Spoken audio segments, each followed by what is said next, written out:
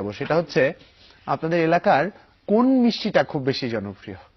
মিষ্টিটার ছবি তুলে যদি আমাদের একটু পাঠিয়ে দেওয়া যায়, মানে অ্যাটলিস্ট ছবি, কারণ তুমি কি ছবি মানে আমি তো আর বলতে পারি না এখন যে ঠিক আছে একটু করে পার্সেল করে আমাদের জন্য পাঠিয়ে দাও। আচ্ছা ওকে, কারণ এতগুলো মিষ্টি দেখার পরে সাত সকালবেলা আসলে একটু কঠিন হয়ে যায়। যাই হোক, ও আজকে খুবই মিষ্টিতে ইমোশনাল হয়ে গেছে জায়গাটা নিয়ে। তবে আপনাদেরকে বলি, দর্শক বদলায় বলে বলছি যে দয়া করে এই শীতের সময় কুয়াশাচ্ছন্ন পরিবেশে রাস্তায় আপনি আপনার গাড়ির গতিটি মানে একটু কম রাখুন, ফগ লাইট জ্বালিয়ে রাখুন, নষ্ট হলে বা ত্রুটিপূর্ণ হলে ঠিক করে ফেলুন এবং সুরক্ষায় থাকুন। যাই হোক, আমাদের আরেকজন সহকর্মী আমাদের সাথে এই মুহূর্তে যুক্ত হবেন, কারণ আমরা সরাসরি সাতক্ষীরায় চলে যেতে চাই। মিষ্টির কথা বলছিলাম, মিষ্টির খোঁজ আর একটু জানবো।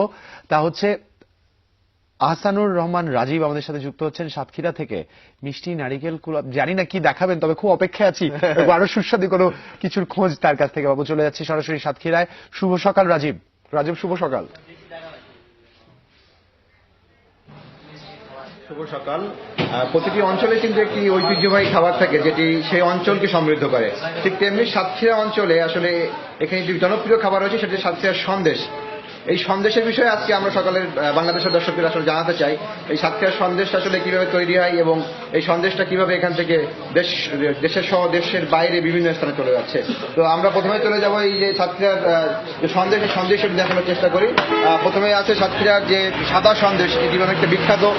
এখান থেকে 20-25 বছর আগে থেকে আসলে কিন্তু এই সন্দেশটি এখানে জনপ্রিয়তা পেয়েছে এবং সেই সময় থেকেই সন্দেশটি সাতক্ষীরার বাজার ছাড়িয়ে সাতক্ষীরার বাইরে যে দেশের বিভিন্ন স্থান যে বাজার রয়েছে সেখানেও কিন্তু বিক্রি হয়। এছাড়া পার্শ্ববর্তী দেশ ভারত এবং যারা দেশের বাইরে সাতক্ষীরার মানুষ যারা অনেকে প্রবাসী রয়েছেন তারাও কিন্তু এই সন্দেশ এখান থেকে বিভিন্ন দেশে নিয়ে যান। এছাড়াও সকালবেলায় আরো একটি জিনিস আপনাদের জানাতে চাই, সেটা হচ্ছে সাতক্ষীরা আরো একটি ঐতিহ্যবাহী জিনিস যেটি খেজুরের গুড়ের সন্দেশ, যেটি খেজুরের গুড় দিয়ে দুধের ছানার সাথে যে সন্দেশ তৈরি করা হয়, সেই খেজুরের গুড়ের মাধ্যমে কিন্তু এই সন্দেশটি তৈরি করা হয়। এটিও অনেকটা জনপ্রিয় একটি সন্দেশ।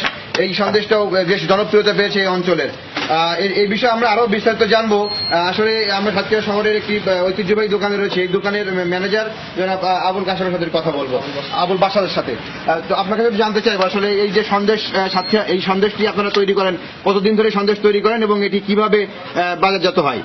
আমাদের এই সন্দেশটা 20 থেকে 25 বছর আগে থেকে তৈরি হয়। বিভিন্ন গ্রাম অঞ্চল থেকে দুধ কালেকশন করে নিয়ে এরপরে কারিগর দিয়ে ছানা কেটে সুন্দর পরিবেশ করে কেমিক্যাল ছাড়াই আপনার সন্দেশ তৈরি করা হয়।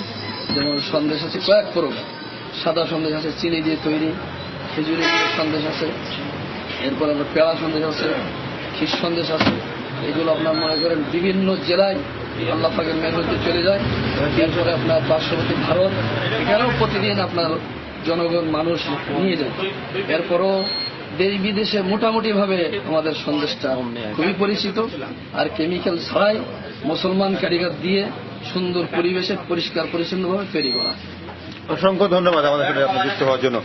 আর এই সন্দেশ আসলে গুড়ের যে সন্দেশটি এটি 280 টাকা কেজি এবং যে সাদা সন্দেশটি রয়েছে এটি 250 টাকা কেজি দরে কিন্তু বিক্রি হচ্ছে এবং প্রতিদিন সাতক্ষীরা থেকে প্রায় 10-15 মণ কিন্তু সন্দেশ বিক্রি হয় প্রতিনিয়ত। আরো একটি বিষয় তথ্য দিয়ে রাখি, সাতক্ষীরা আরো কিছু জনপ্রিয় খাবার রয়েছে, যেমন সাতক্ষীরার কুল, বাউ কুল, আপেল কুল এবং নারকেলে কুল। এই কুলগুলো কিন্তু এখানকার যে ঘেরগুলো রয়েছে মৎস্য ঘের, এই মৎস্য ঘেরের ভেড়িতে চাষ করা হয়। পাশাপাশি যারা কৃষক রয়েছেন তারাও কিন্তু এখন বাণিজ্যিকভাবে কুল চাষ করছেন এবং এই কুল কিন্তু সাতক্ষীরার বেশ জনপ্রিয় একটি খাবার। এছাড়া আমের সময় যে আম হয়, এটি সাতক্ষীরার একটি জনপ্রিয় যে খাদ্য তার ভিতরে রয়েছে জনপ্রিয় ফল, সেটি হচ্ছে আম। এই আমটিও কিন্তু গ্রীষ্মকালের শুরুতে পাওয়া যায় সাতক্ষীরার এই আমটি।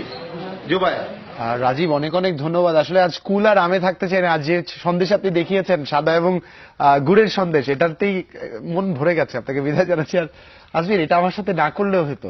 গতকাল রাতেই আমি বাড়ি ফিরে বলছিলাম যে মিষ্টি আছে কিনা, বা মাকে বলছিলাম, আসলে এটা আজকে না হলেও হতো।